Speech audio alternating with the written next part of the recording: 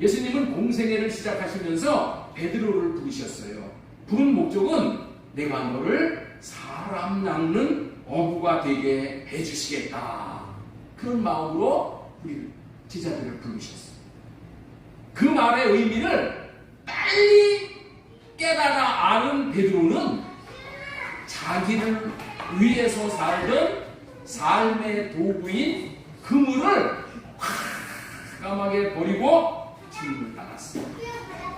우리 마태복음 4장 19절 말씀 한번 보도록 19절 말씀하시되 나를 따라오라 내가 너희를 사람 낚는 어부가 되게 하리라 하시니 마태복음 4장 20절 그들이 곧 그물을 버려두고 예수님을 따르니라. 어부가 어떻게 고기를 낚아 올립니까? 어부가 어떻게 고기를 낚아 올려요? 낚싯밥을 던져주는 거죠. 미끼를 던져주면서 고기를 낚아 올리죠. 이번 수련회에 말씀을 3번을 전했어요.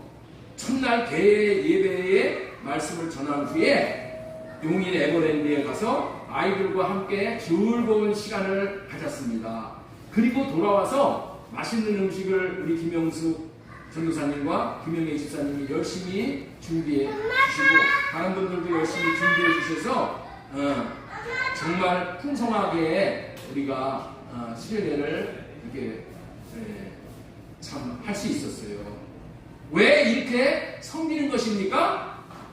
이렇게 하는 이유가 무엇이에요?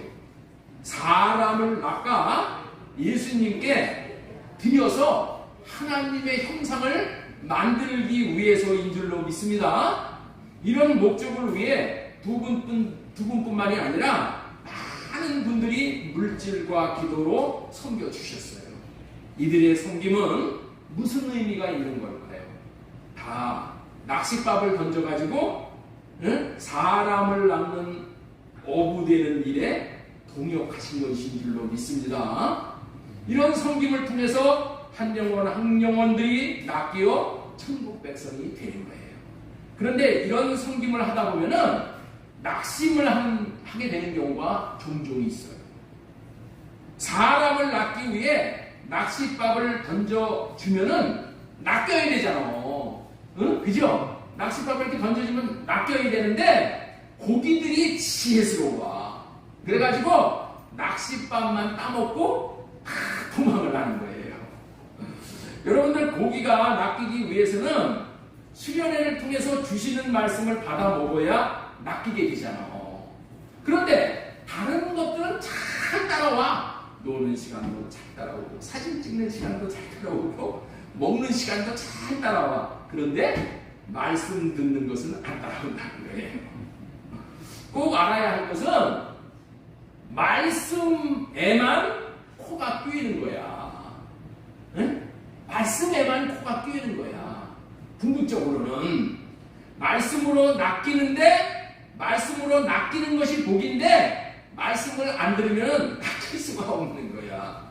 따라서 합시다. 낚싯바늘에 낚이는 것이 복입니다. 예, 최종선이하고 우리 최종선이가 감사하게도 이 수련회에 참석을 했어요. 백은이도 종종 교회에 연락을 와. 지난번에 군대 갔다 와도 연락이 왔어요. 이들 때문에 사실 이런 말씀을 드리는 거예요. 기도해 주시길 바라는 마음으로. 우리 수련회에서 낚싯밥을 던져주면은 육적인 인생들이 육신의 양식을 받아먹고 말씀은 안 듣고 제가 원하는 삶을 살려고 가버리는 거예요. 이것이 육적인 삶이죠. 육적인 삶을 살다 보면은 낚싯밥에 걸려들지 않는 것이 복이야. 그렇죠? 자기 육신을 위해서 살려고 하면은 이 낚싯밥에 걸려들면은 육적인 삶을 못 사니까. 그런데 교회에서 쳐놓은 낚싯밥에 걸려드는 게 사실은 복인 거야. 응? 교회에서 쳐놓은 낚싯밥에 걸려들어 이게. 그래야 복인 거야. 그런데 마귀가 어둠을 눈에 뿌려놓아서 그것을 못 보게 하는 거예요. 아주 세상에 지혜로워서 미끼만 따먹고 도망을 가는 거야. 육적으로 숨기는 것들을 미끼로 먹고 낚이어야 복이 되는데 사람 어부에게 걸려들어야지 주님의 것이 되잖아요. 주님의 양이 되잖아요. 주님에게 걸려들어 주님께 붙잡혀 사는 인생이 되는 것이 얼마나 복된 인생이에요. 그러나 그렇지 못하다. 이런 수련회를 하다 보면은 그러나 현실이 이렇다 할지라도 우리는 낙심하지 말아야 되는 거예요. 낚싯밥만 따먹고 말씀 안 듣고 도망가더라도 교회에 온다는 것은 성령님이 역사에서 보내주시는 거야. 고기들이 아무리 지혜로워도 낚싯밥만 따먹고 이렇게 도망가려고 해도 10번, 20번 이 교회 와서 이렇게 따먹고 도망가려다 보면은 한 번씩들 이렇게 걸리게 되어 있는 거예요. 그 용인 내 가보니까 원숭이들이 있더라고. 원숭이들이 그냥 뭐 기가 막히게 그냥 뭐 날라다니더라고. 응? 그런데 그 날려다니는 모습을 보면서 원숭이도 나무에 떨어질 날이 있다라는 그 생각이 나더라고요. 여러분들 여기 와가지고 세상적으로 지혜로운 우리 아이들이 정말 지혜롭게 이렇게 낚싯밥만 따먹고 떠나가려고 해도 원숭이가 가지에서 나뭇가지에서 떨어지듯이 떨어질 때가 있어. 그 지혜가. 그래서 어떻게 돼요? 걸려들게 돼요. 그래서 놀아도 어디서 놀아야 돼? 교회 안에서 노는 거예요. 교회 안에서 놀게 우리가 해주는 거예요. 그러면 어떻게 돼요? 참 우리는 그런 마음이 들어야 되는 거예요. 낚싯밥만 먹으러 와도 감사합니다. 반드시 언젠가는 한번 걸리게 되어 있는 거예요. 그렇죠? 우리가 최선을 다할 때 마침내 영혼의 구원은 하나님께서 하시는 것인 줄로 믿습니다. 이번 수련에 이런 주님의 마음으로 영혼들을 기도로 물질로 온 몸으로 잘 섬겨주신 성도 여러분들은 정말 저의 동역자들인 거예요. 감사드리고 나는 갚을 길이 없지만은 갚을 길이 없는 은혜를 받았으나 하나님께서 갚아주실 줄로 믿습니다.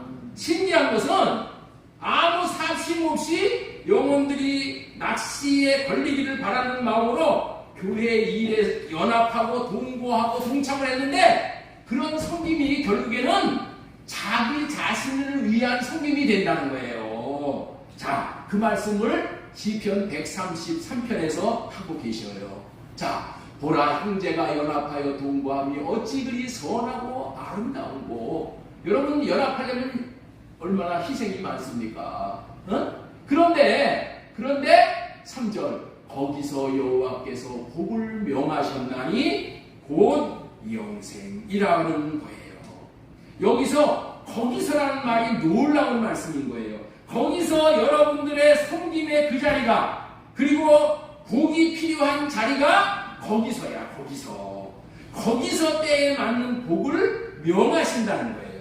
여러분들도 우리가 구원받는 것이 믿음으로 받는 것이라는 것을 다 알지만은 믿음은 반드시 행함으로 나타나는데 한 영혼의 구원을 위해서 영혼을 낳기 위한 어부의 삶을 형제 자매들이 합심하고 연합하면서 감당을 하면은 먼저 그렇게 감당한 사람이 영생의 복을 먼저 받아 마음복을 받아 누리게 되어진다는 말씀이에요.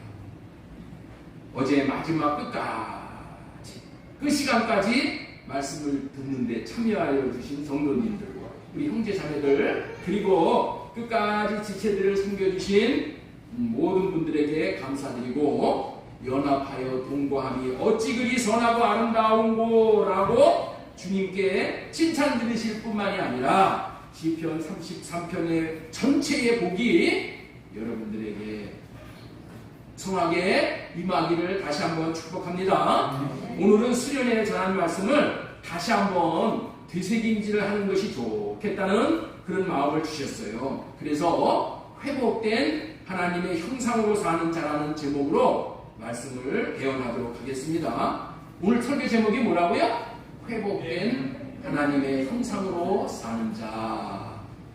수련회 주제는 하나님의 형상회복이었었죠. 형상회복. 하나님은 인간을 사랑하시어서 인간을 창조하실 때 하나님의 형상으로 창조하셨습니다. 우리 한번 따라서 하겠습니다. 나를 하나님이 형상으로 창조하셨습니다. 이 말은 인간을 천하보다도 존귀한 자로 최고로 가치 있는 존재로 창조하셨다는 거예요. 예, 인간을 하나님의 형상으로 창조했다는 것은 천하보다도 귀한 존재로 창조하셨다는 말씀이 하나님의 형상으로 창조하셨다 그 말이야. 응? 이 말은 하나님의 수준으로 살도록 우리를 창조하셨다는 거야. 얼마나 놀라운 말씀이에요.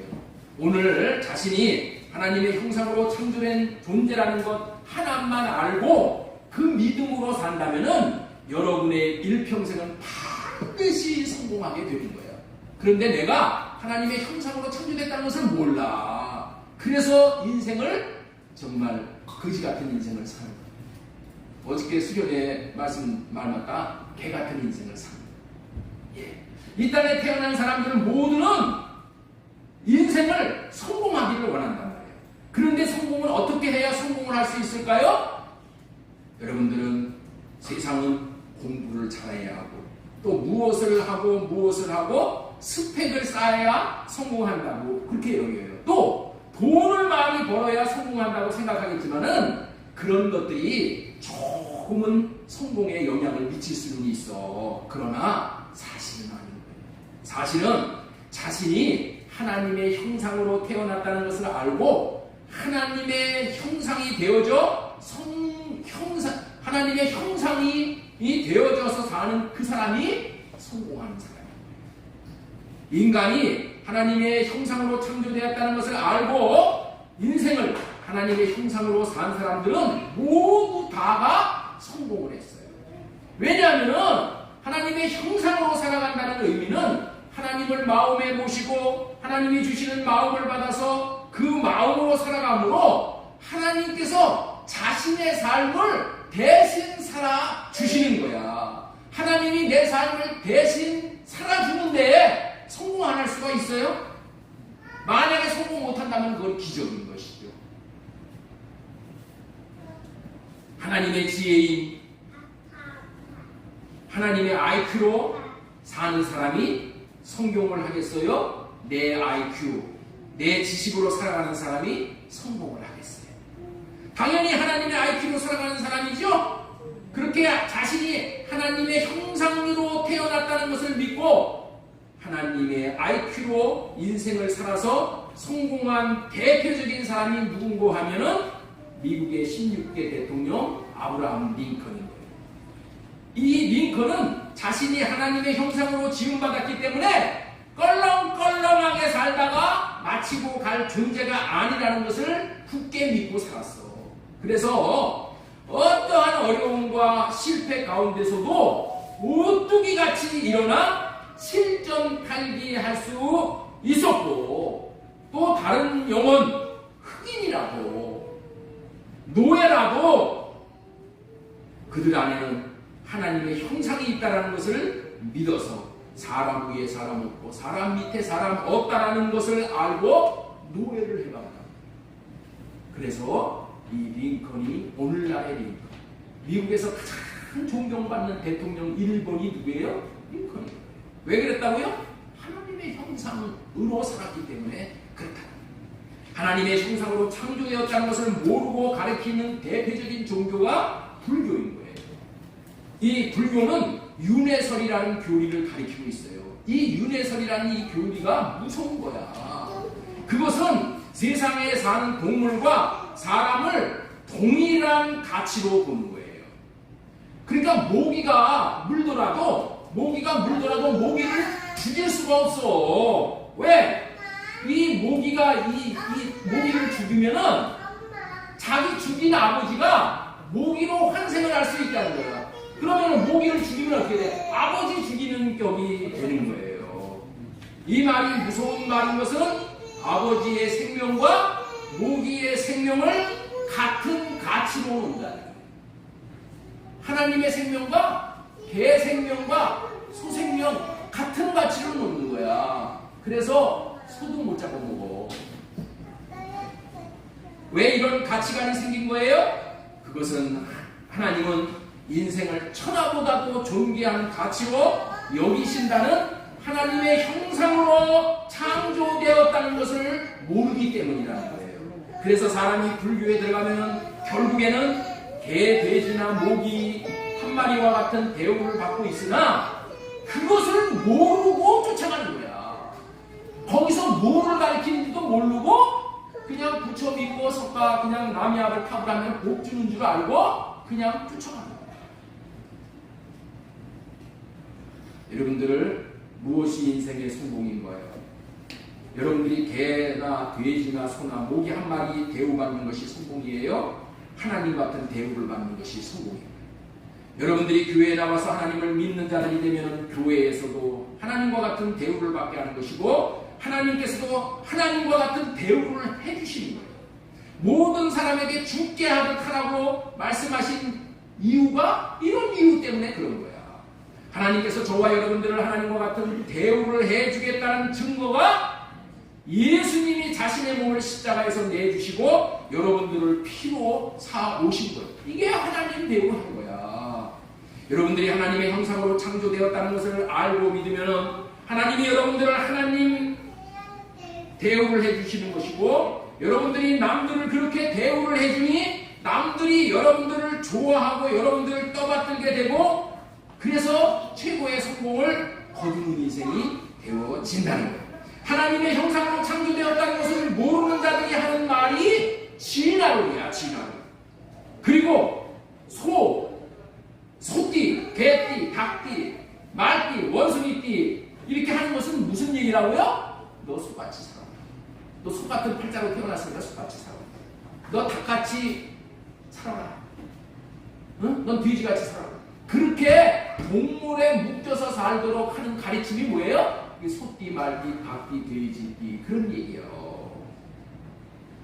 우리는 동물과 같이 사는 존재가 아니라 우리는 하나님과 같이 살으라고 하나님의 형상으로 창조한 거예요.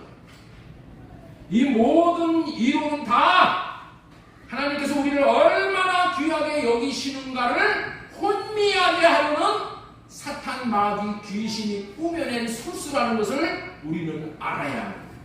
우리가 하나님의 형상으로 창조되었다는 것은 하나님께서 우리를 존귀한 자로 여겨주시되 하나님의 수준으로 대우해 주겠다는 하나님의 마음의 표시인 거예요. 지금까지는 개회 예배 때 전한 말씀이고 이제 지금부터는 이제 개회 예배 저녁 시간에 전한 말씀을 좀 전해드리려고 해요. 수련의 주제는 하나님의 형상 회복인데 이번 주제는 수련에 대한 주제일 뿐만이 아니라 우리의 평생을 살면서 우리 인생 전체에 대한 주제고 목표에 해당된다고 할 정도로 중요한 주제예요. 우리가 이 땅에 살면서 꼭 해야 하는 것은 하나님의 형상으로 회복되어야 하는 거라는 거예요. 진리의 말씀이 기록된 성경에서 하나님은 인간을 하나님의 형상으로 창조하셨다라고 하셨어요. 그렇다면 왜 하나님께서 사람을 창조하셨을 때 하나님의 형상으로 창조하셨을까요? 하나님의 형상으로 창조하신 이유는 하나님이 이렇게 인간을 창조하시기 전에 생각을 하신 거예요. 어떻게 하면은 인간을 가장 행복하게 할 수 있고 가장 성공적으로 살 수 있게 할 수 있는가를 생각하시다가 하나님이 딱 결론을 내렸어요. 그게 뭐예요? 하나님의 형상으로 창조하면은 되겠다 하신 게 하나님의 형상으로 창조하신 이유라는 거예요. 자, 그렇기 때문에 여기 모이신 모든 분들이 하나님의 형상으로 회복되기만 하면 가장 성공적인 인생을 살 수 있으며 가장 행복한 인생을 살 수 있게 되는 것입니다. 옆사람에게 복음을 알려주세요. 하나님의 형상으로만 회복되어 살면은 당신 인생은 성공이고 최고로 행복한 것입니다. 왜냐하면은 인생의 성공과 실패를 결정짓는 것이 하나님의 형상으로 결정되는 것이야. 하나님의 형상으로 결정이 되는 거예요. 하나님의 형상으로 우리를 창조하셨다는 의미에 대해서 잘 알아야 하겠기에 오늘은 회복된 하나님의 형상으로 사는 자라는 제목으로 첫 번째 하나님은 사람을 창조하실 때에 하나님의 형상으로 창조하셨다라는 말씀만 하셨어요. 예? 사람 창조하실 때 하나님께서 무슨 말씀만 하셨다고요? 하나님의 형상으로 창조하셨다라는 말씀만 하셨다는 거예요. 인간을 하나님의 형상으로 창조하신 것이 얼마나 중요한 것이라면 하나님이 인간을 창조할 때 제일 먼저 하신 말씀이 인간을 하나님의 형상으로 창조하실 계획을 세우셨어. 응? 삼위 하나님이 모여서 우리가 인간 창조할 때 하나님의 형상으로 창조하자라고 계획을 하셨다니까. 응? 계획을 하신 것이 뭐라고요? 창세기 1장 26절 말씀이야. 하나님이 이르시되 우리의 형상을 따라 우리의 모양대로 우리가 사람을 만들고 그들로 나오잖아요. 우리의 모양대로 우리가 사람을 만들고 이렇게 계획을 하신 거야. 계획. 예? 계획을 하셨단 말이에요. 응? 그리고 이 계획을 실행하신 거야. 계획대로 실행을 하셨어. 설계도를 변경하지 않고 그대로 시행을 하셔서 사람을 하나님의 형상으로 창조하셨다는 거예요. 하나님의 형상을 따라서 하나님의 모양대로 사람을 만들자는 계획을 가지시고 하나님이 사람을 만드는 데 있어서 하나님은 실제 계획대로 하나님의 형상대로 사람을 만드셨어요. 그리고 나서 다 만들고 나서 하신 말씀이 하나님의 형상대로 사람을 창조하셨다. 요 말만 하셨다는 거야. 요 말만 하셨다는 거예요. 자, 우리 창세기 1장 27절 보겠습니다. 하나님이 자기의 형상으로 하나님의 형상대로 사람을 창조하시되 되는 거야. 하셨다.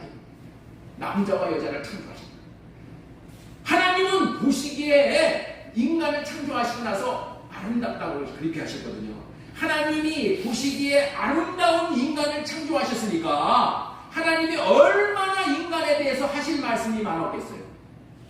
얼마나 말이 많겠어요. 여러분들도 무슨 좋은 일이 있으면 좋아가지고 그냥 입을 가누지를 못하잖아요. 그죠?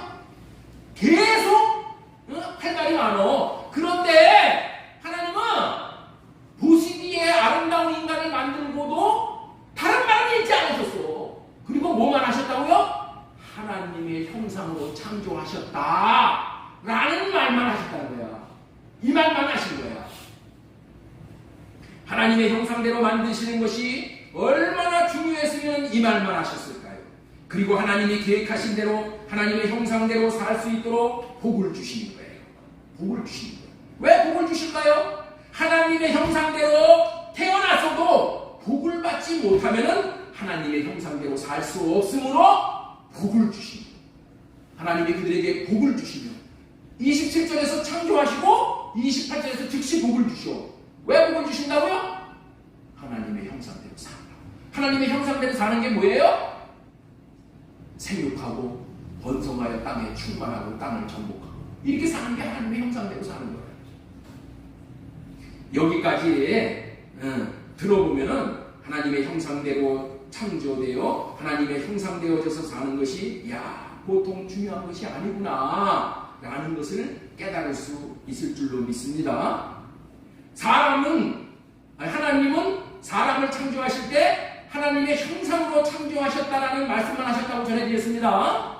이 얘기 위에는 안 했단 말이에요.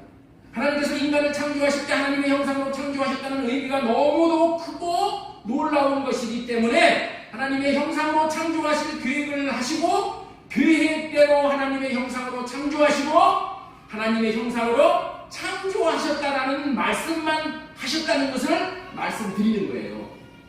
그러면은 목사님, 내가 성경을 보니까 이 말씀 외에도 또 있던데요. 무슨 말이 있었어요? 손 아파 따먹지 말고 생명과 따먹어라. 이 얘기를 나오잖아요. 그 얘기가 뭐냐? 생명과 알을 따먹어야 하는 것까지가 하나님의 형상이 되는 거야. 생명나무의 열매를 따먹는 것까지가 그게 하나님의 형상이 되는 거야. 그래서 하나님은 다른 얘기를 하면 되니까 하나님의 형상으로 창조하셨다라는 말씀만 하셨다는 거예요. 왜 그렇게 하셨다고요? 하나님의 형상으로 창조하셨다는 것이 너무나도 중요하고 인생의 일평생을 행복할 수가 있고 가장 잘 살 수가 있고 성공할 수가 있게 하는 것이 되기 때문에 그렇다는 거야. 그것이 아브라함 링컨에서 증명이 되는 거예요. 그런데 인간들은 너무나도 어리석어서 하나님의 형상으로 창조하셨다는 깊은 의미를 전혀 모르고 있기 때문에 가장 중요한 것을 받고도 소홀히 여기고 산다. 여러분들은 절대 소홀히 여겨서는 안 됩니다. 그렇다면 소홀히 여기지 않는 비결이 무엇이에요? 하나님의 형상으로 창조하셨다는 것에 대한 의미를 잘 알고 하나님의 형상대로 사는 거예요. 가치를 모르고 살면은 여러분들 어리석은 것이지.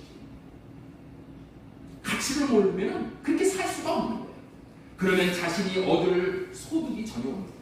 우리 조상들은 골동품의 가치를 잘 몰라서 일본 사람들에게 그냥 헐값에 다 팔아넘겼어. 그렇죠?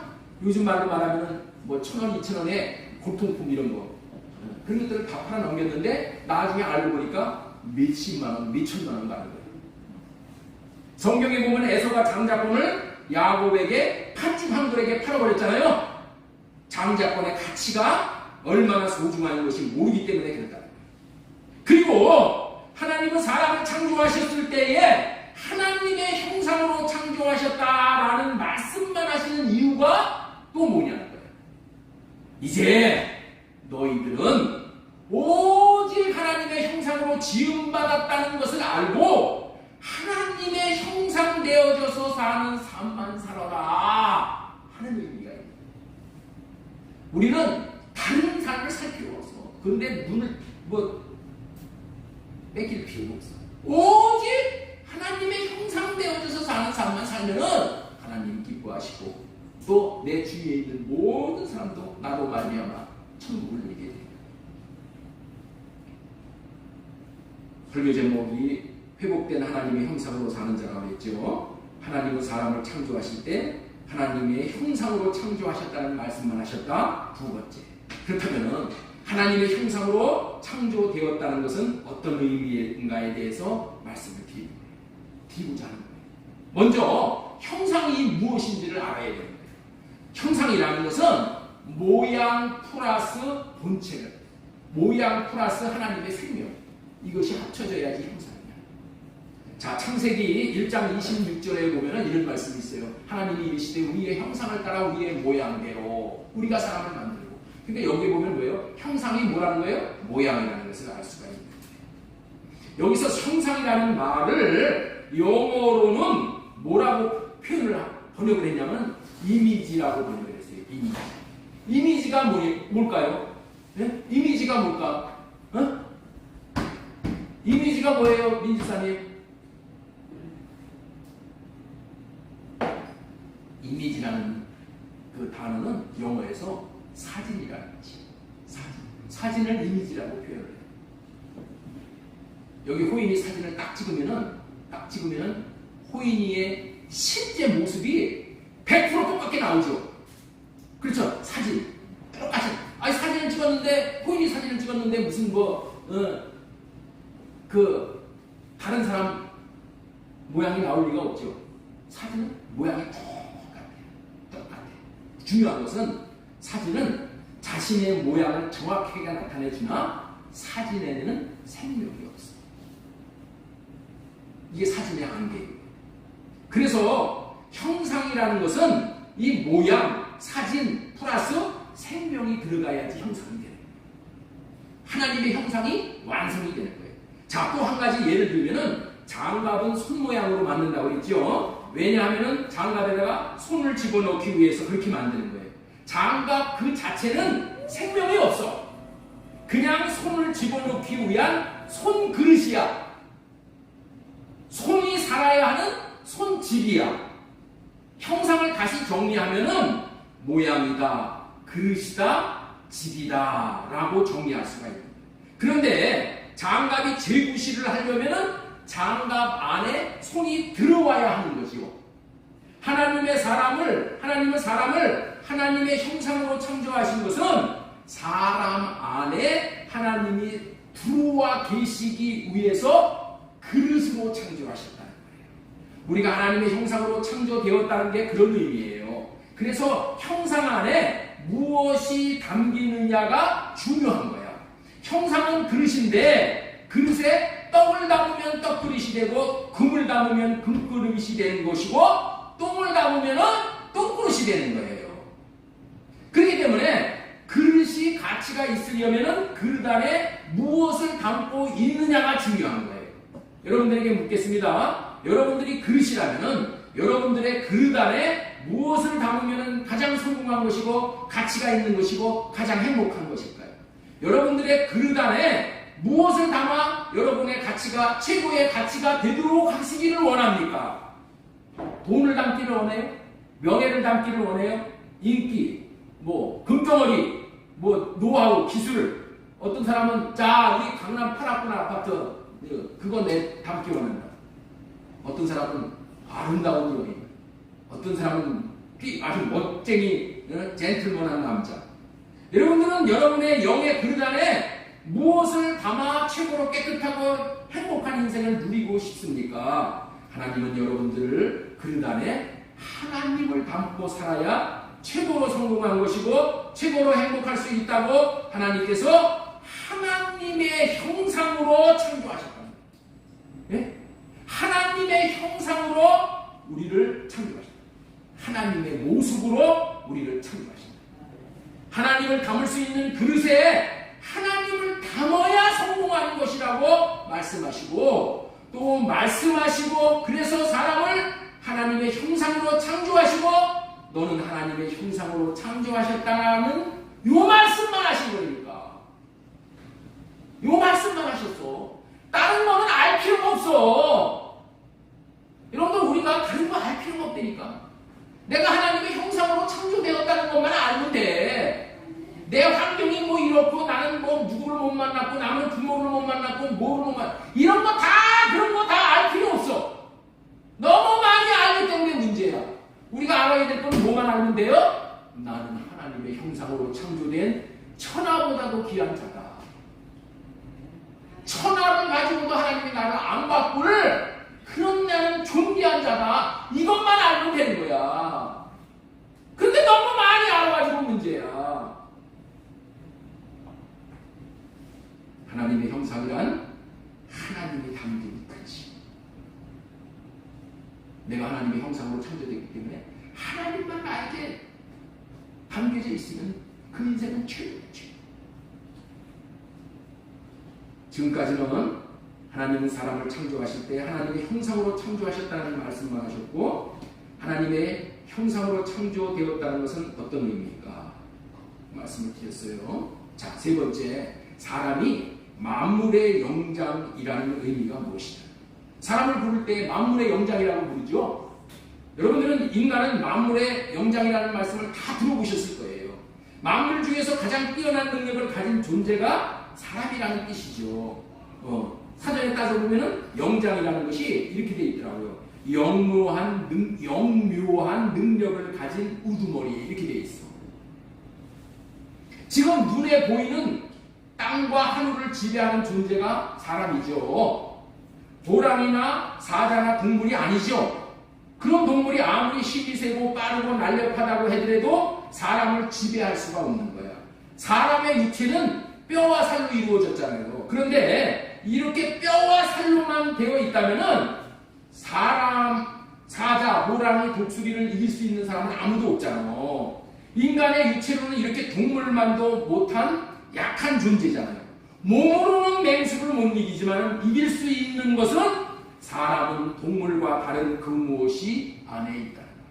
그것이 뭐예요? 하나님의 형상이라는 거예요. 형상으로 창조되어진 것이 이처럼 모든 만물을 정복하고 다스릴 수 있는 존재가 된 거예요. 인간이 하나님의 형상으로 창조되었기 때문에 인간은 영장이 될 수 있는 거예요.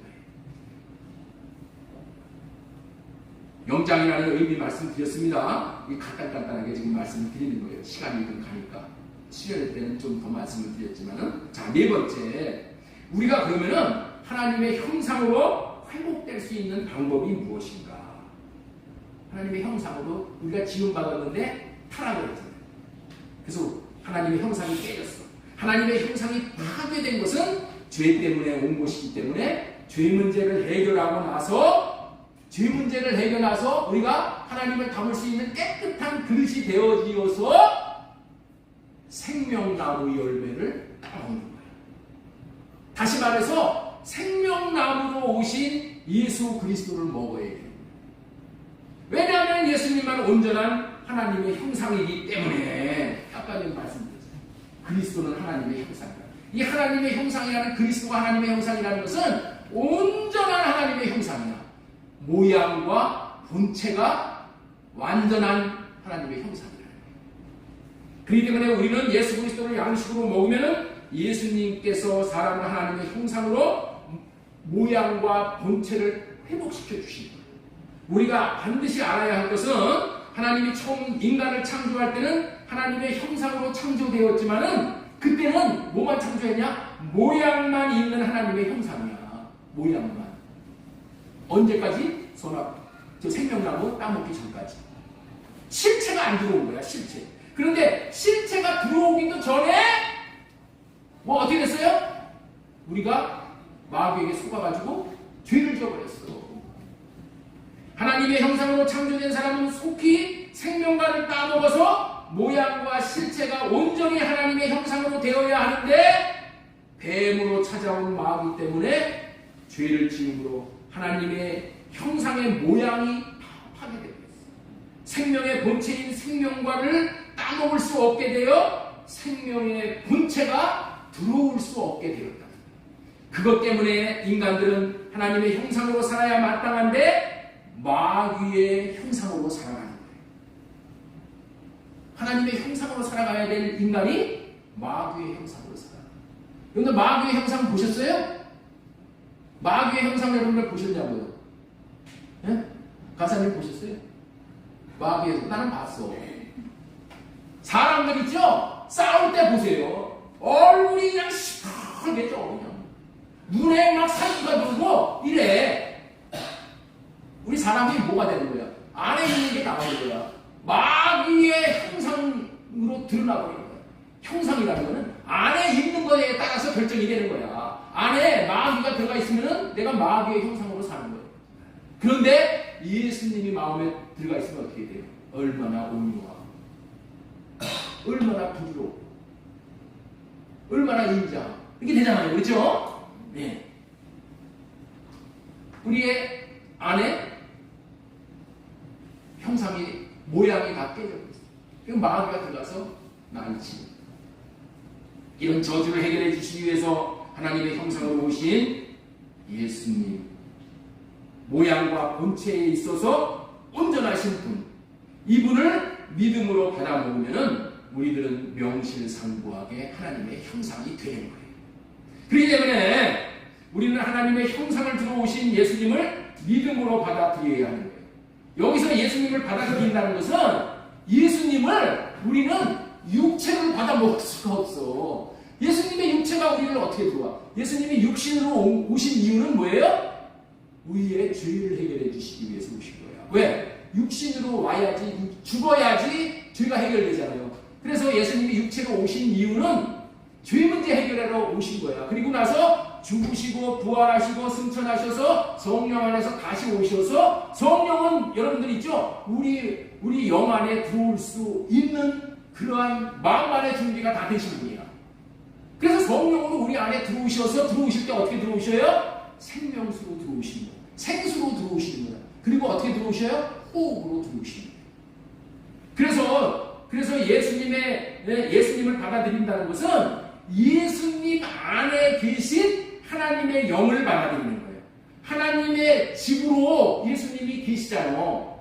하나님의 형상이 예수님이라고 했습니까?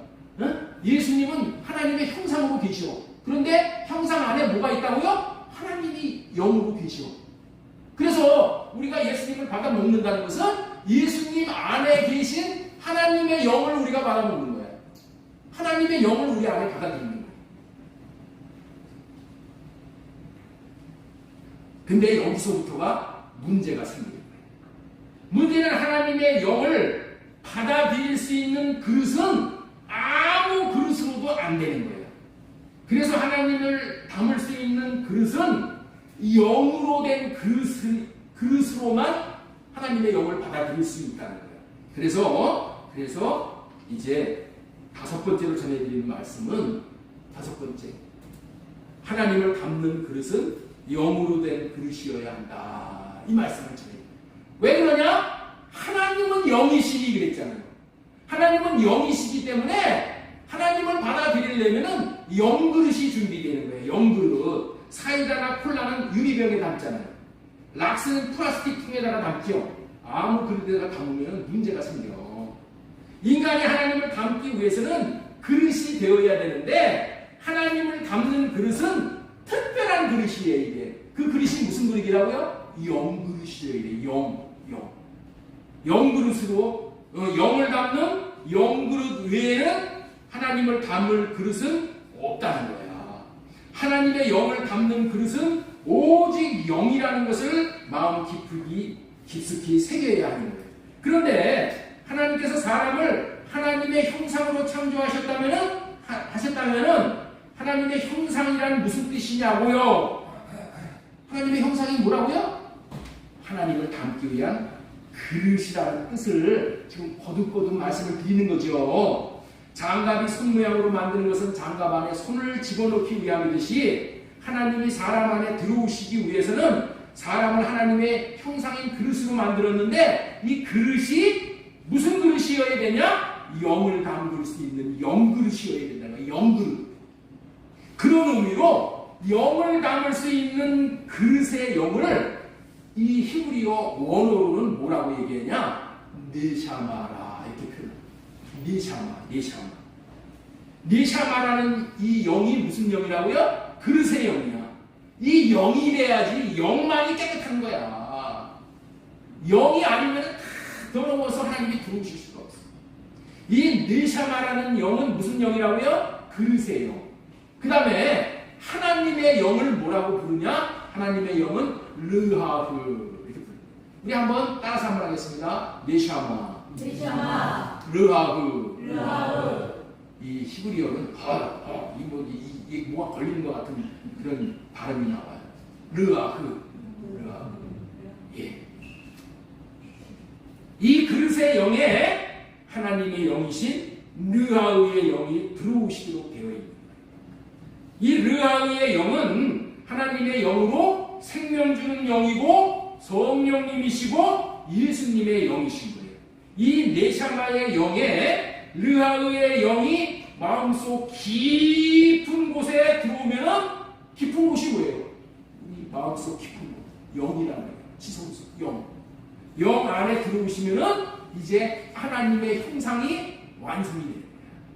그릇에 네샤마의 그릇의 영에 하나님의 르하흐의 영이 들어오셔서 이렇게 하나가 된 것을 뭐라고 부르냐면은 그 영이라고 부르는 거예요. 그 영.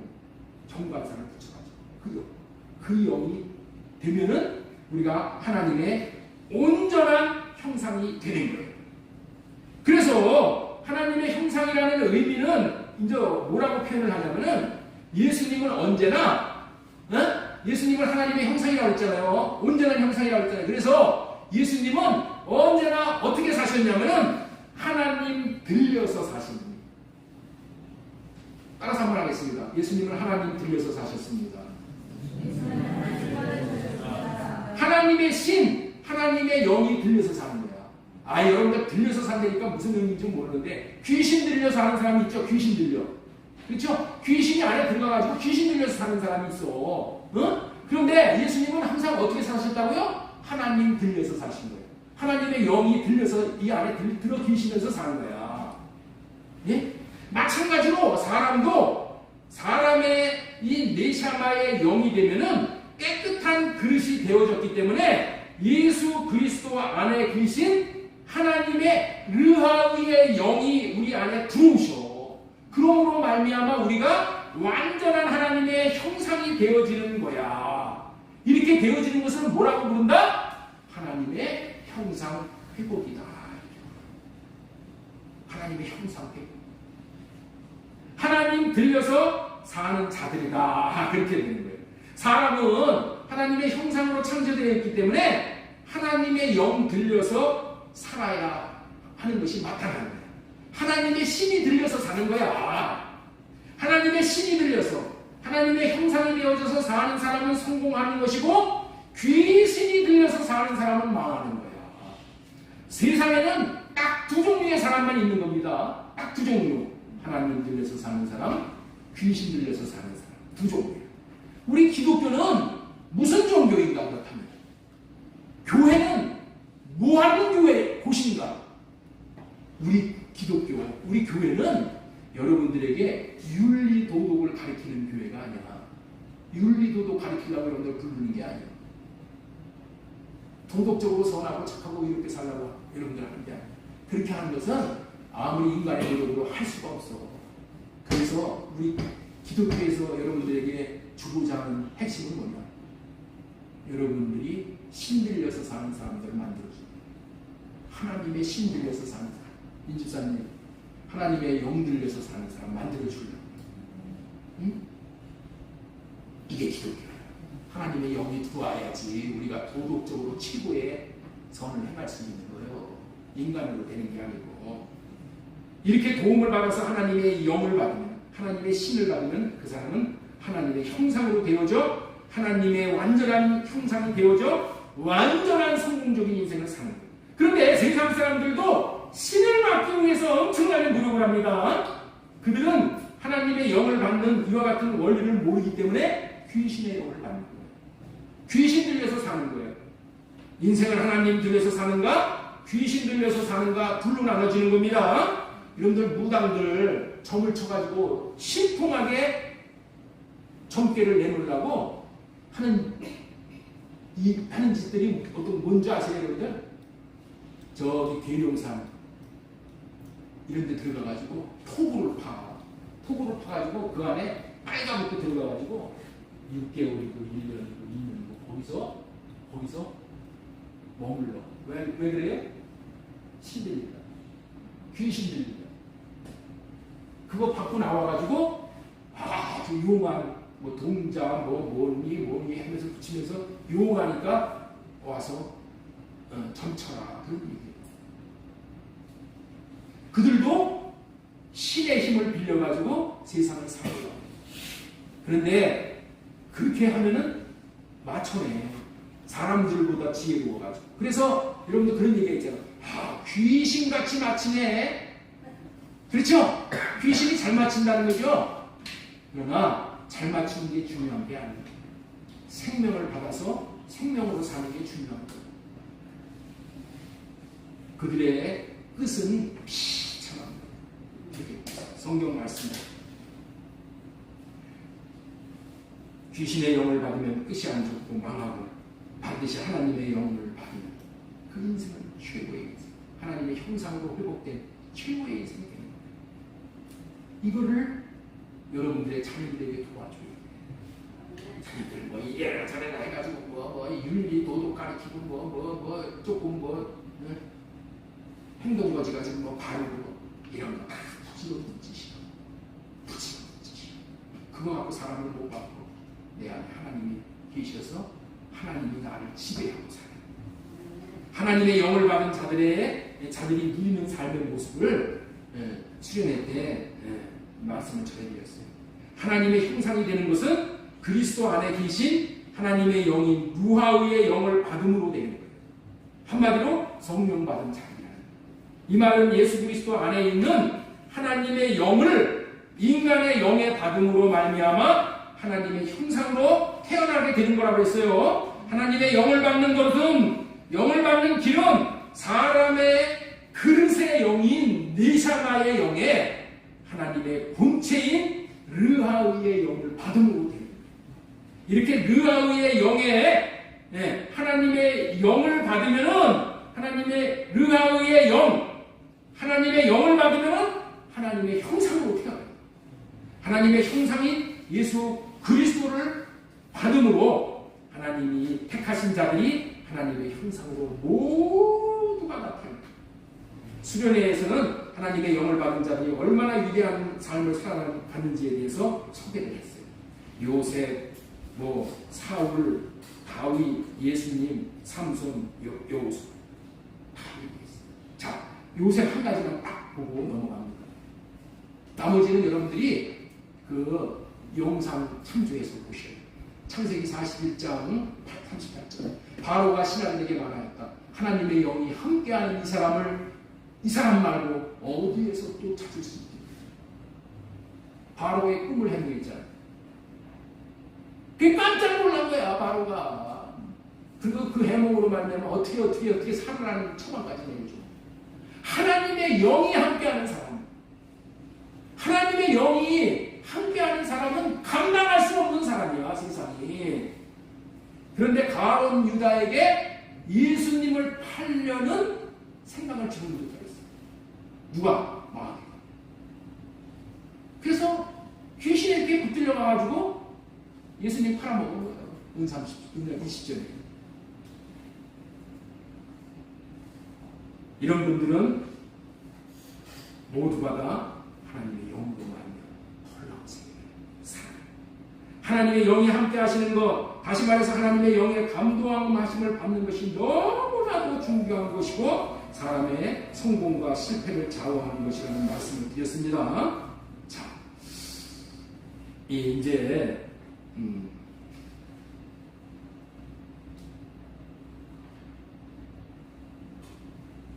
예수님은 이 땅에 오셔서 사신 삶은 하나님의 형상이 되어서 사셨다고 말씀 전했습니다. 이 말의 의미는 예수님은 하나님이 거하시는 집이 되어서 예수님의 네샤마의 영 안에 하나님의 영인 르하의의 영을 모신 삶을 사셨다라는 말이고, 이렇게 사는 삶이 하나님의 형상이 되어져서 사셨다는 것이라고 말씀 전했습니다. 하나님의 형상에서, 형상이라는 말은 모양과 본체는 하나님의 생명, 성령이라는 두 가지의 의미가 있다라고 전했습니다. 하나님은 형상이 모양, 생명, 모양은 집이라는 의미고 실체는 하나님의 영이라는 의미인데, 이것을 한마디로 표현을 하면은 우리의 회복된 네샤마의 영 안에 하나님의 영이 들어와 자신의 영과 하나님의 영이 하나가 되어 살 때 회복이 되었다라고 하는 거예요. 이 형상이 회복되었다고 하는 거예요. 그래서 예수님은 이 땅에 오셔서 사신 삶은 오직 하나님의 형상이 되어져서 살았기 때문에 성공한 거예요. 이 말의 의미는 예수님은 하나님이 거하시는 집이 되어짐으로 인해서 예수님의 영 안에 하나님의 영을 모신 삶을 사셨다는 말이고, 이렇게 사신 삶이 최고로 이상적인 하나님의 형상이 되어져서 사는 거예요. 이렇게 사신 주님이 우리를 그렇게 살도록 하시기 위해서 새 언약을 약속해 주셨어요. 잘 들으시면 돼요. 잘 들으시면. 이렇게 사신 주님이 우리를 그렇게 살 수 있도록 새 언약을 우리에게 주셨어. 어떻게 살라고요? 하나님의 형상이 회복되어서 살라고 뭐를 주셨다고요? 새 언약을 주셨다는 거예요. 마침내 새 언약의 중보자로 오셔서 새 언약을 이루어 주심으로 하나님의 형상이 되어 살게 하신 거예요. 그렇다면 어떻게 해 주시겠다는 언약이 새 언약인지를 지금부터 말씀을 잠시 드리겠습니다. 에레미야 31장 33절 말씀 보겠습니다. 시작. 그러나 그날 뒤에 내가 나의 법을 그들의 속에 두며 그들의 마음에 기록하여 나는 그들의 하나님이 되고 그들은 내 백성이 될 것이다. 성경의 최고의 주제는 뭐냐? 최고의 주제가 뭐예요? 하나님은 우리의 하나님이 되고 우리는 하나님의 백성이 되는 게 구원이야. 그렇죠? 어떻게 해서 그렇게 되냐? 나의 법을 그들의 속에 두며 나의 법을 그들의 속에 두며.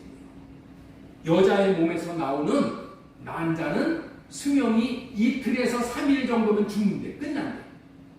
그러나 남자의 몸에서 나오는 정자를 만나면은 여자의 몸에서 나오는 남자의 몸에서 나오는 정자를 만나면은 2, 3일 사는 난자가 어떻게 돼요?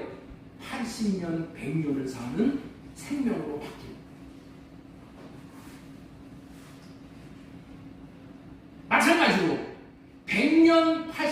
80년에서 100년을 사는 우리 인생을 여자로 표현합니다. 우리 인생의 몸에 여기서 말하는 법이 들어옵니다. 80년, 100년 사는 인생에 여기서 말씀하시는 이 법이 내 안에 들어오면은 내 생명이 어떻게 된다? 영원을 사는 생명이 연장됩니다. 80년, 100년밖에 못 살아 우리는. 그런데 이 법을 우리가 받으면은 영원을 사는 생명으로 바뀌어집니다. 하나님의 생명인 하나님의 이 법이 뭐라고요? 르하의 영이에요. 이 법을 받으면은 영생하는 생명을 받아 하늘나라에 올라가서 영원을 왕노릇하면서 살게 돼요. 하나님의 법을 써주는 것이 하나님의 생명, 하나님의 이름을 넣어주는 거예요. 이렇게 해주시겠다는 언약이 뭐라고요? 새 언약이에요. 이것이 두 번째 언약이에요. 마침내 예수님께서 십자가를 지시고 죽으셨다가 다시 살아나셔서 제자들을 찾아오셔서 법을 주시는 장면이 나와요. 네? 성령을 받는 방법이 나온다는 거예요. 하나님의 형상으로 거듭나는 장면이 나온다는 거예요. 그게 뭐예요? 요한복음 20장 21절. 예수님께서 또 이르시되 너희에게 평강이 있을지어다. 아버지께서 나를 보내신 것 같이 나도 너희를 보내노라. 이 말씀을 하시고 그들을 향하여 숨을 내쉬며 이르시되 성령을 받으라. 너희가 누구의 죄든지 사하면 사하질 것이요 누구의 죄든지 그대로 두면 그대로 있습니다. 입으로 숨을 내쉬면서 성령을 받으라고 하는 거예요. 여러분들 있죠? 뱀이 사람을 죽일 때 두 가지의 방법으로 뱀이 사람을 죽이는 거예요. 첫 번째는 입으로 물어서 먹이를 사람을 입으로 콱 물어버려. 물을 때 어떻게 돼요? 뱀 독을 콱 넣어주는 거예요.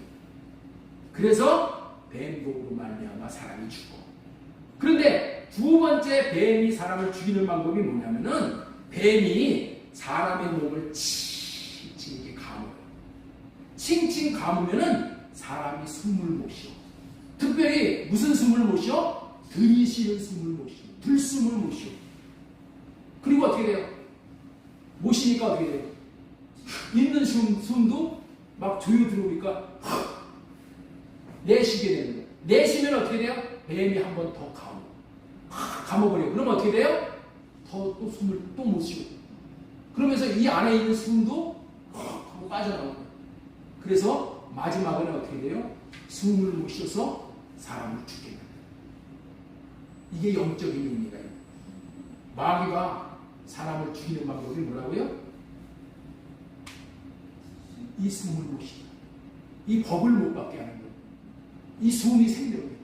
육신의 생명이 숨에 있듯이 우리의 영혼의 생명이 숨에 있는 거예요. 숨을 못 쉬게 해. 예수님이 호흡을 주시면서 숨을 내쉬며 이르시되 성령을 받으라. 숨을 내쉬면서 성령을 받아. 성령을 받으면은 하나님의 형상이 회복되는 거예요. 하나님의 형상이 회복되면은 어떻게 사는가? 오늘 설교 제목이 뭐예요? 회복된 하나님의 형상으로 사는 자. 네? 여기서부터는 수련회 전하는 말씀이 아니에요. 네? 김정씨, 여기서부터는 수련회 전하는 말씀이 아니라 새로운 말씀 전해요. 네? 그렇게 하나님의 영을 받으면은 어떤 삶을 산다? 23절의 삶을 산다는 거예요. 너희가 누구의 죄든지 사하면 사해 줄 것이요 용서해 주지 않으면 그대로 남을 것이다. 네? 사해 주지 않으면 그대로 있대.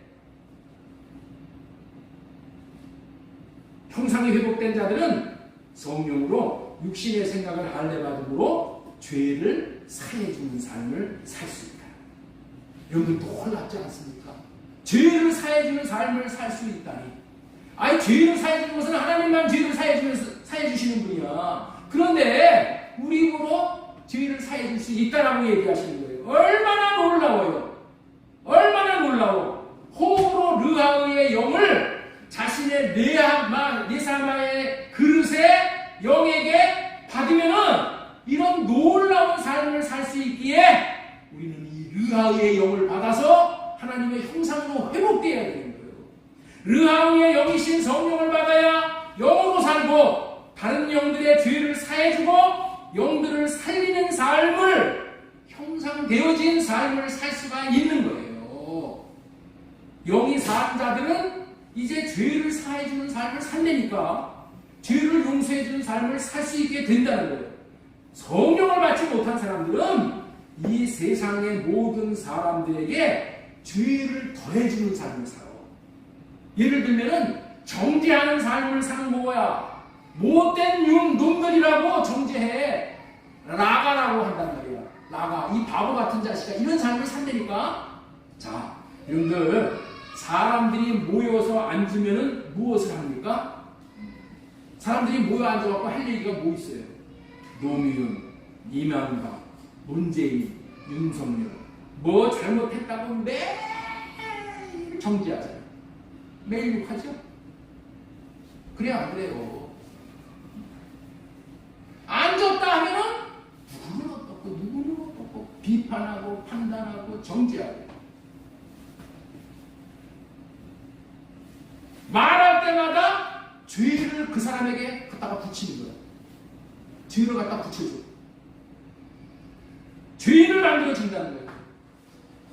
예수님 앞에 한 간음한 여인이 현장에서 잡혀서 끌려오는 거예요. 이들이 와서 예수님 앞에 와서 한 일이 무엇일까요? 이 여자가 못된 짓을 한 여인입니다. 라고 죄를 이 여자에게 갖다 붙입니다.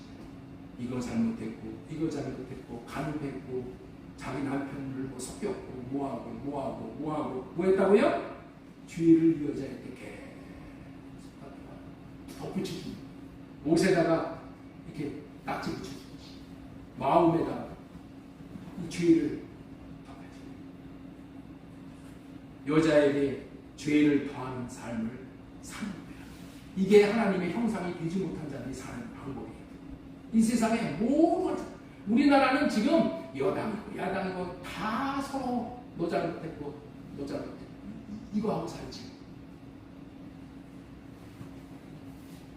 그 죄를 몸과 마음에 갖다가 붙여서 여자에게 죄를 더하는 삶을 살고 있습니다. 그 죄를 붙여서 여자를 예수님 앞에 끌고 나옴으로 말미암아 이 여자는 정말 죄인이 되어서 예수님 앞에서 심판을 기다리고 있습니다. 그럴 때 예수님이 무엇을 하십니까? 땅에다가 글을 쓰시면서 예수님은 이 우락부락한 남자들이 여자에게 붙여다 준 죄를 띄워냅니다. 예수님이 글씨를 쓰면서 뭐를 했을까요? 예수님은 대연의 영으로 사셨잖아요. 하나님의 형상이 되어져서 사셨잖아요. 그래서 그가 어떻게 했겠어요? 하나님 앞에 기도했겠지. 하나님, 이 여자에 대한 하나님의 마음을 내게 알려주세요. 하나님이 무슨 마음을 줬겠어요? 그 여자를 살려라. 그 여자의 모든 죄를 용서하라. 하나님이 그런 마음을 주셨겠지. 그 마음을 받아가지고 예수님은 이 여자의 죄를 떼어내요. 어떻게 떼어내요? 어떻게 떼어내요? 누구든지 죄가 없는 자가 이 여자를 돌로 치라. 그랬더니 돌을 힘있게 쥐고 있던 손에 힘이 빠지면서 돌을 땅에 떨어뜨리고 뿔뿔이 휩쳐서 떠나가죠. 그때 떠나갈 때 그냥 가지 않는 거야. 이 여자에게 붙여놓은 죄도 다 떼어가지고 가는 거야. 그러면서 예수님도 말씀하십니다. 나도 너를 정죄하지 않을 것이니 다시는 죄를 짓지 말라.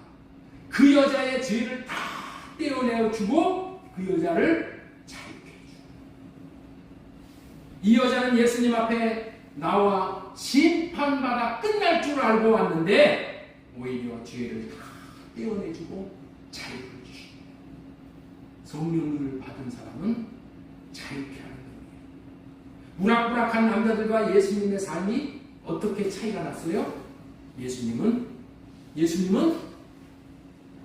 이사야 61장 1절을 했습니다. 주님께서 나에게 기름을 부으시니 주 하나님의 영이 나에게 임하였다. 주께서 나를 보내셔서 가난한 사람들에게 기쁜 소식을 전하고 상한 마음을 싸매어주고 포로에게 자유를 선포하고 갇힌 사람에게 석방을 선언하고 주의 은혜와 우리 하나님의 공복의 날을 선언하고 모든 슬퍼하는 자들을 위로하게 하십니다. 예수님의 영에는 의아의 영이 계십니다. 그래서 죄를 붙이는 삶이 아니라 오히려 죄를 떼어내주는 삶을 사십니다. 용서하시는 거 그렇게 돼요. 누가 그렇게 하냐? 의아의 영이 받아 하나님의 형상에 회복된 자가 이런 삶을 삽니다. 예수님은 하나님의 형상이 이루어졌기에 그 법으로 네샤마의 영 안에 써주신 성령께서 예수님 안에서 주시는 마음을 나타내니 죄를 떼어내는 삶을 살 수가 있으셨다. 예수님의 형상은 모양과 본체도 온전한 하나님이 형상이었기 때문에 이렇게 사십니다. 그러면 우리는 예수님과 같은 삶을 살 수가 있을까요? 없을까요? 살 수가 있는 것입니다. 방법은 우리도 성령으로 호흡하면서 받은 성령으로 육신의 생각을 할례받고 다른 사람을 정죄하고자 하는데 육신의 생각이 있잖아요. 그런 것들이 떠오르잖아요. 여러분들이 여기서 사람들이 모여가지고 이 사람 흉보고 저 사람 흉보고 하면은 나도 한 말 거들어가지고 맞아 그 사람 그렇더라 이런 생각이 떠오르죠. 그럴 때 거기 참여하지 말고 아니 내 마음에서 이런 정죄하는 마음이 올라오네. 이 마음 육신의 생각 다 할례시켜 주시고 주님의 마음을 주세요. 여러분들의 네샤마 영 안에 계신 르하우의 영에게 주님의 마음을 구하라. 우리에게 그 마음을 주시기 위해서 주님이 우리 안에 들어오시는 거야. 르하우의 영으로. 그 마음을 받고 산다면 저와 여러분들도 예수님과 같은 삶을 하나님의 회복된 하나님의 형상된 삶을 살 수가 있게 되는 거예요. 그렇게 하나님의 형상으로 삶으로 말미암아 경건의 모양은 있지만 경건의 능력이 없었던 삶에서 벗어나 경건의 능력을 나타내면서 살 수 있는 저와 여러분들이 되어질 수 있기를 소망드립니다. 죄를 붙이는 삶을 사는 것이 한 영혼을 실족시키는 삶이야. 한 영혼을 실족시키는 삶. 우리 마태복음 18장 6절 보겠습니다. 누구든지 나를 믿는 자는 이 작은 자 중에 하나를 실족하게 하면 차라리 연자맷돌이 그 목에 달려서 깊은 바다에 빠뜨려지는 것이 나옵니다. 그러니까 우리가 죄를 떼어내주는 삶을 살지 못한 망정 붙여주는 삶을 살면 안 됩니다. 한 영혼을 실족시키는 것이 이렇게 무서운 죄라는 것을 이런 무서운 심판에 이르게 된다는 것을 우리가 기억해야 됩니다. 초림의 주님은 우리 영 안으로 들어올 수 없어 성령 안에서 오시는 주님은 우리가 마실 수 있는 생수가 되고 호흡이 되셔서 우리에게 이런 놀라운 은혜를 베풀어 주십니다. 새 언약의 일꾼이 되어져서 사는 삶은 하루아침에 되는 삶이 아니야. 경건의 훈련을 받음으로 이런 삶을 살 수가 있는 거야. 왜? 우리의 육신의 생각이 너무나도 우리를 지배하고 사는 거야. 그래서 우리는 어떻게 살아야 되냐? 날마다 성령으로 호흡해서 우리의 육신의 생각을 할례받고 주님이 주시는 생각과 마음으로 사는 훈련을 해야 돼. 이 훈련을 해야 된다니까. 이 훈련을 하지 않으면 아무리 내 마음에 이렇게 살아야지 백날 그렇게 산다고 작정을 해도 그렇게 살 수가 없어. 내 몸을 만들어야 돼. 어떻게 해서? 경건의 훈련을 하고. 경건의 훈련이 무엇인가요? 나로 사는 마음을 할례받고 주님 디모데전서 3장 15절 우리 한번 보겠습니다. 내가 만일 지체하면 너로 하여금 하나님의 집에서 어떻게 행하여야 할지를 알게 하라. 하나님의 집으로 산다는 것은 여러분들 우리 안에 니샤마의 영을 모시고 사는 거죠. 집으로서 니샤마의 영 안에 르하의 영을 모시고 사는 거예요. 집으로 사는 사람은 어떻게 살아야 되냐? 16절 크도다 경건의 비밀. 경건의 삶을 사는 것, 경건의 훈련을 받으면서 살아야 된다. 경건의 훈련은 우리 디모데전서 4장 7절 망명되고 허탄한 신화를 버리고 경건에 이르도록 네 자신을 연단하라. 경건의 삶을 사는 것은 아주 힘든 삶이에요. 연단하는 것. 내 육신의 생각으로 사는 이걸 벗어버리고 하나님이 주시는 생각과 마음으로 사는 것은 아주 힘든 삶이야. 그렇게 살고자 할 때도 안 살아줘. 그래서 어떻게 돼요? 연단해야 돼. 연단해야 돼. 연단해야지 내가 그렇게 사라질 수 있다는 거야. 연단해야 돼. 육체의 연단은 약간의 유익이 있으나 경건은 범사에 유익하니 금생과 내생의 약속이 있느니라. 경건의 훈련은 호흡으로 하는 거야. 호흡으로 한다는 것은 뭐예요? 내 힘으로 하는 것이 아니라 성령의 도움을 받아서 경건의 훈련을 해야 된다는 거야.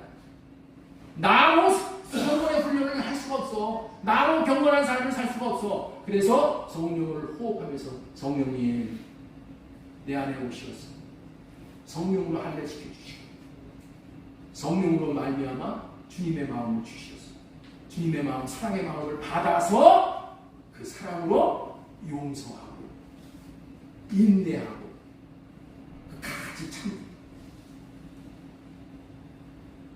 주님이 주시는 마음으로 살 때 우리는 경건의 훈련을 넉넉하게 하실 줄 믿습니다. 성령을 위해서 육신의 생각을 할례받고 부어주시는 사랑의 마음을 받아 사랑하는 삶을 살 수 있으므로 하나님의 형상이 우리는 이 삶을 삶으로 예수님의 분량에까지 하나님의 형상이 자라나도록 해야 돼요. 이런 삶이 경건의 훈련으로 가능하게 되어지는 거예요. 그러므로 주님이 주시는 마음으로 사는 경건의 훈련을 게으르지 않고 열심히 살기를 예수님의 이름으로 부탁드립니다. 저 안에 이렇게 유인물, 성령으로 호흡하면서 사는 그 유인물 갖다 놨으니까 그거 붙들고 도움을 받아서 사시기 바랍니다. 말씀을 맺습니다. 자신 안에 언약을 믿음으로 심겨준 하나님의 형상. 언약을 우리가 믿을 때에 하나님의 형상이 우리 안에 씨가 뿌려집니다. 형상이 우리 안에 생긴다. 그랬을 때 경건의 훈련을 통해서 형상이 자라나는 거예요. 그래서 예수님과 같은 삶, 예수님처럼 죄를 사해주는 삶, 용서하는 삶을 삶으로 말미암아 자신도 평강을 누리고 영혼을 낳는, 그래서 형상에 이르도록 도와주는 어부된 삶을 넉넉히 살아갈 수 있기를 예수님의 이름으로 소망드리고 축복합니다. 아멘.